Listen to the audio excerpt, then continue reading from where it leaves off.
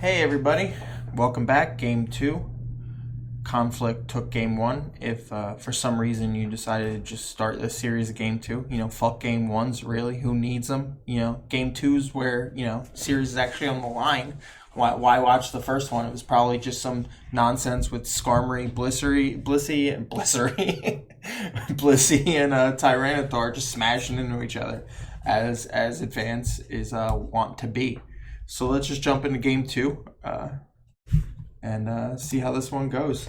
We have Suicune, Metagross, lead start. I've always been partial to the lead Suicune.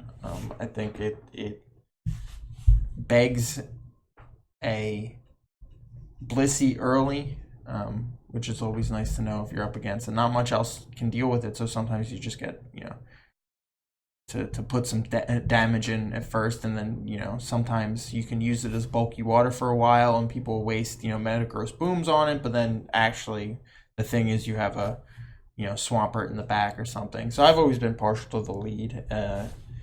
In a meta game where there's a lot of Zapdos leads, obviously that's not the best thing in the world.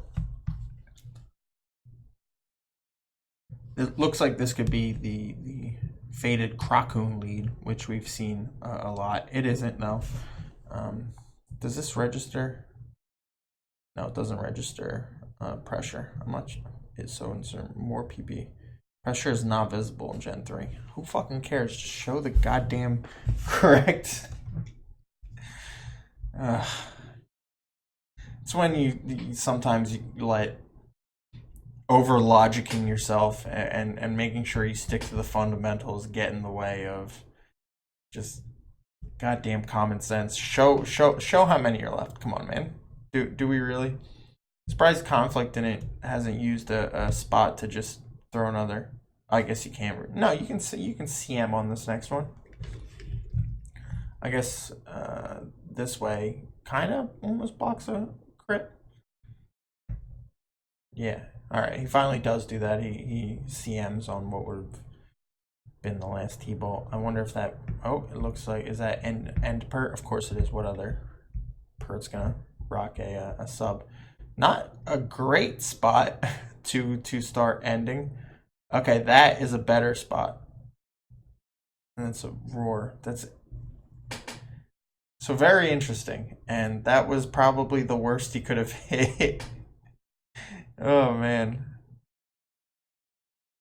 I mean, if he can catch, if he has a way to make sure that the Celebi doesn't get away from this, he doesn't. So that Celebi possibly having recover, probably having recover, considering it's HP grass. You don't see much CM HP grass. It exists, but it's not the most common pairing with HP grass.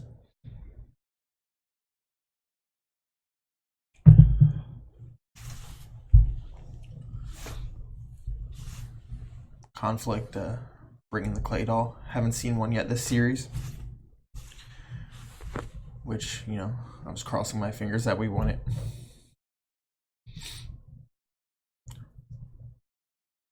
Not much going on right now. Regice goes for the boom right into the Magneton.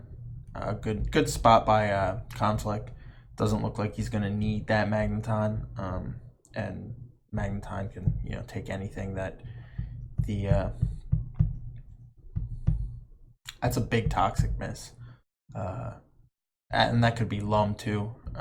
Expect another DD right here if it is Lum, and this is one of those situations. He might just DD again. No, he just goes for the Rock Slide. Conflict doesn't try to get fancy switching with the clay doll in. I mean, maybe that's what he's thinking. Maybe he's thinking, hey, maybe he just DDs again, and I can get the free EQ in, and then he goes for the Rock Slide. Then I go to the Clay Doll.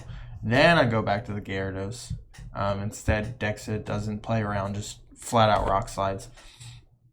Always in a tough spot. You're always in a tough spot when your way to answer DD Tar is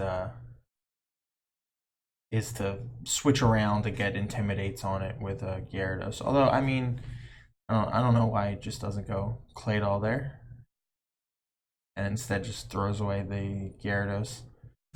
HP Bug, DD Tar has not been, that Islam, has not been that popular enough to really justify being scared of it at this point, especially when your only other way around it is to work the Gyara Intimidates. So I'm not sure I agree with that strategy.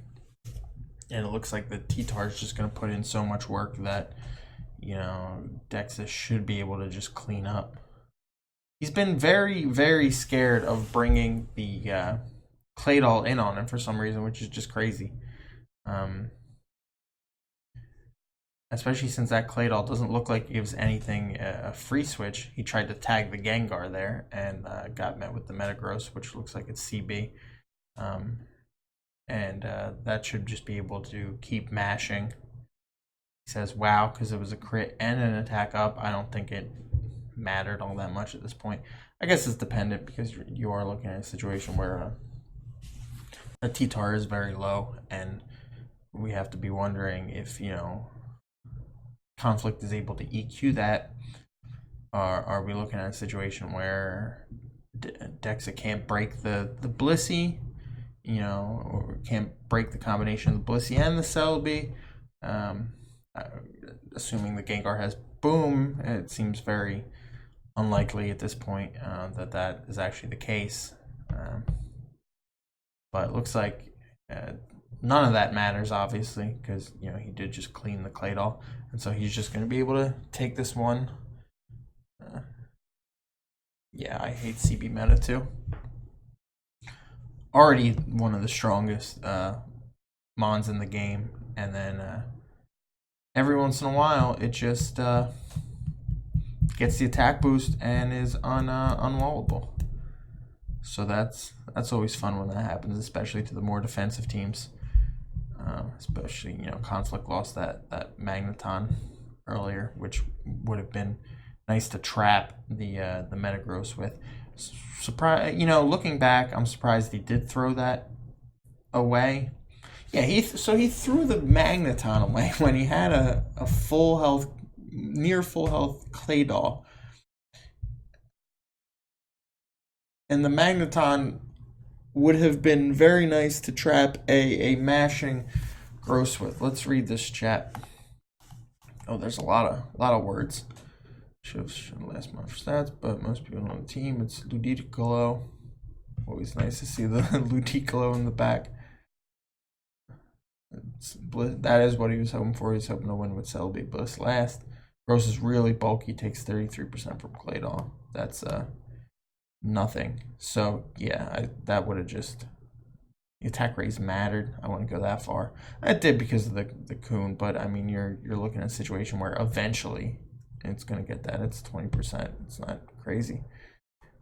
HP, that was HP Bug D-Tar. So, you know, it looks like he was maybe right to, although not I don't know. That's difficult. I think he could have played that better. I think he threw at least 2 Pokemon away that he did not need to throw away.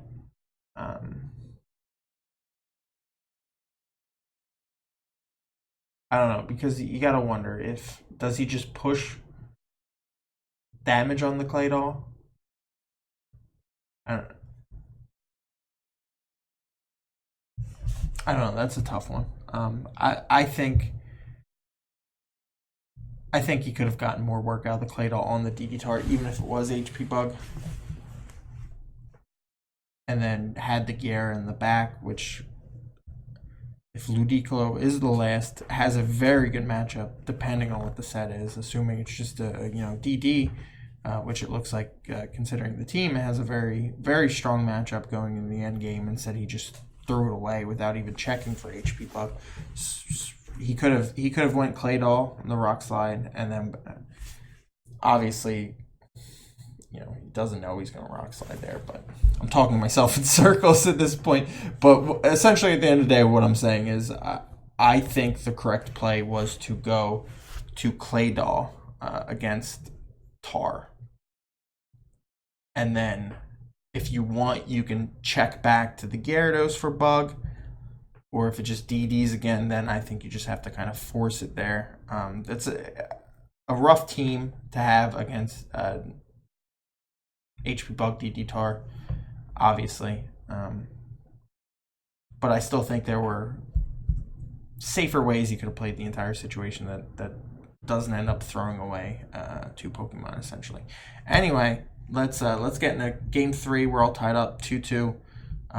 This next one will be the deciding match. If you're just going to jump right into game 3 without playing any of these first two, then I don't even know why I'm trying to talk to you right now.